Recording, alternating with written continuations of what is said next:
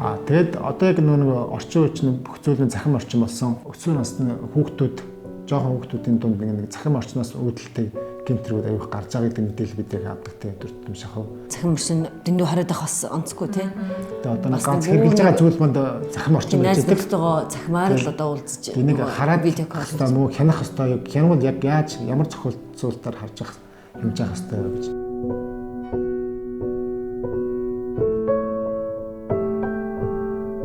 Дахиад хэлгээд нэг өсвөр насны хүүхэд маань том хүн болж байгаа. Тийм учраас бити хитрхи хянаарай.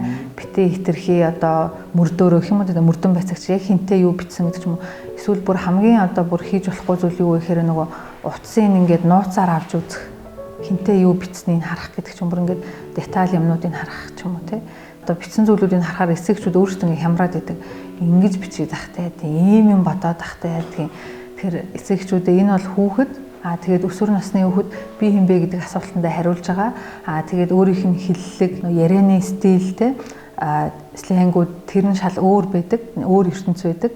Тэгэхээр энэ нь ингээд тань таалагдахгүй ч юм уу те. Тэгээд энийгээ та нууцаар утсыг үзсэн ч юм уу байжгаад чатын унсчин ч юм уу байжгаад хэлэх юм бол маш таагүй одоо үр дагавар төргөнө юу гэхээр хүүхэд танаас одоо мэдээлэл нууж эхэлнэ. Уцаа нууж эхэлнэ. Өөрөөр хэлбэл гэр бүлийнх нь орчин нөгөө хүүхдүүд аюултай орчин бороод хувирчлаа штэ. Өөрөөр хэлбэл эцэг их маань өөрийнх нь дайсан болоод хувирчиж байгаа гэсэн. Тэгэхээр мэдээж дайсантайгаа мэдээлэл хуваалцахгүй тий. Тэгэхээр ээж аавар шүүмжлүүлэхгүй тулд, ээж аавар загнуулахгүй тулд би уцаа нууж авах ёстой. Тэгээ нууц чат бичих ёстой. Өөр аккаунт нээх ёстой тий. Эцэг их нь хардаг аккаунт нь өөр гэдэг ч юм уу. Ингээд нөгөө аюултай байдал эцэг эхчүүд маань өөрсдөө бий болгочих. Нэг аюултай байдлыг түлхэж байгаа гэсэн үг. Дэндүү хянах хит хяналтыг хэлээд байгаа шүү. Түүнээс зохистой. Тийм, бүр хяналтгүй биш.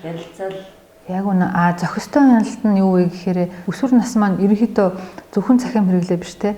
Хяналт заавал байх хэрэгтэй. Тэ. Гэхдээ эрх чөлөө бас заавал байх ёстой. Тэгээ огт хянахгүй тэр чигээр нь хаях нь маш муу үр дагавартай.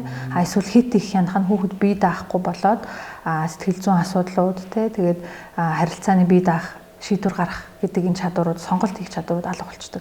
Тэгээ хүүхэд нөгөө би хинбэ гэдэг асуултанд хариулж чадахгүй ээж хэлсэн болохоор аав хэлсэн болохоор би энэ мэргэжлийг сонгоцсон гэдэг зүйл рүү очдог. Тэгэхээр яг зохистой хяналт хүүхдүүдийнхээ интернет хэрэглэн дээр юу байх вэ гэхээр нэгдүгээрт нь та ер нь хэр их цагийг өнгөрүүлж ийн гэдгийг бас нэг харах хянах тий. Хоёрдугаарт нь сэтгэл санааных нь байдал нь одоо тий утсаар харилцаж байгаатай холбоотой өөрчлөгдөж гин үү? Утсанд их цагийг зарцуулж гин үү? Тий эсвэл чатлсныхаа дараа тий видео кол хийснийхээ дараа ямар нэг хит их хөөрөх тий эсвэл эсрэгээр маш гонигтай болох нэг тийм сэтгэл зүйн тогтворгүй байдал үүсч савлгаатай байдал ажиглагдах ч юм уу тий.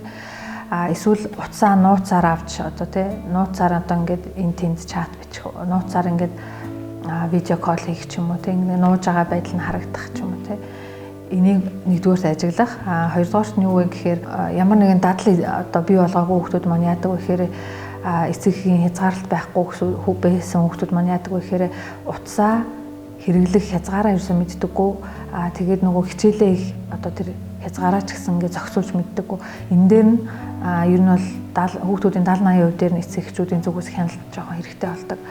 Өглөөгөр хичээлээ их үү, өдөөс хойш хийж гин үү, те утсандаа хэдэн цаг зарцуулж гин гэдэг ч юм уу. Тэгээд зарим тохиолдолд одоо магадгүй их цаг зарцуулаад ч байгаа энэ ажиглагдах юм бол те тохиролцох хэрэгтэй. Би чамайг маш их цаг зарцуулаад байгаа учраас санаа зовж гин. Ингээд энэ удаадаа те утсыг чи 2 цагаар хураая. Огт нэг өдөр ч юм уу хэдэн өдрөөр утсыг хураана гэж тийм ойлголт бол байж болохгүй. Энэ бол та хүүхдээ өөрийнхөө дайсан болгочих жоо гэсэн үг. Дараагийн нэг алхам нь нөгөө захим орчинд эрсдэлгүй байхын тулд огт шалгахгүй болоос биш. Хүүхэд яг ямар сайтууд руу хандж гин тэ. Тэгээд магадгүй нөгөө найзуудтайгаа ер нь хэр холбоотой байна. Тэ энийг тухай өөрөөс нь асуух. Тэ ер нь юу сонирхож байгаа вэ гэдэг тухай. Гэхдээ та хэрэг хүүхд чинь ингээд би одоо аниме үзэж байгаа хүүхд нь аниме ч одоо өстой муухай штэ гэдэг ч юм уу. Гэт их юм бол хүүхд чинь би ингэж ярьж болох юм байна. Би захим хичээлэл үзэж байгаа гэж ярина тий. Тэгээд гол ерөөсөө аюулаас хамгаалах юм уу эрсдлээс хамгаалах зүйл маань юу вэ гэхээр хүүхэд харилцааны хэрэгцээ дутагдахаараа танихгүй хүмүүстэй холбоо тогтож эхэлдэг. Хүлээн зөвшөөрөгдөх хэрэгцээ хангахдахгүй болохоор танихгүй хүмүүстэй холбоо тогтоож байна.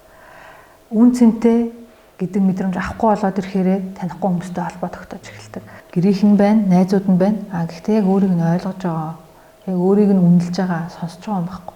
Найз нь болохоор зөвхөн өөрийнхөө тухайд яриад байдаг. Эсвэл ээж аав нь болохоор ямар мэрэгжил сонгох тухай, эсвэл хичээлээ яаж сайн хийх тухай, эсвэл дүүнэрээ яаж асрах тухай ч юм ингээд нэг ийм ярианууд өрнөд идэг.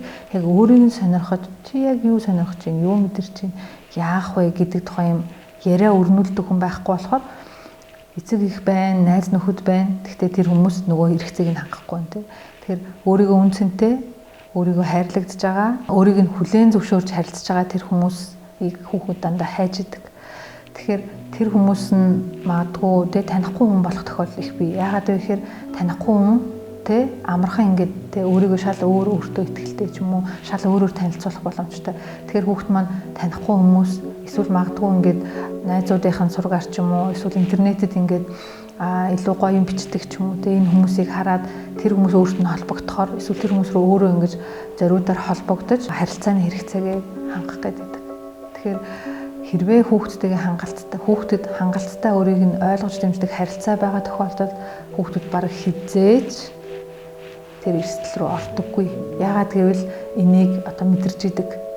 Тэгэхээр ямар нэгэн хэрэгцээ тэр харилцааны дотн харилцааны хэрэгцээ, дотн харилцаа гэдэг нь хүлээн зөвшөөрч ойлгож сонсдог тэр харилцаа, өөрийг нь сонсдог. Тэр харилцаа байхгүй болоод ирэхээр одоо тэрийг захин орчинд хайдаг. Тэрийг нь одоо хүмүүс ашигладаг.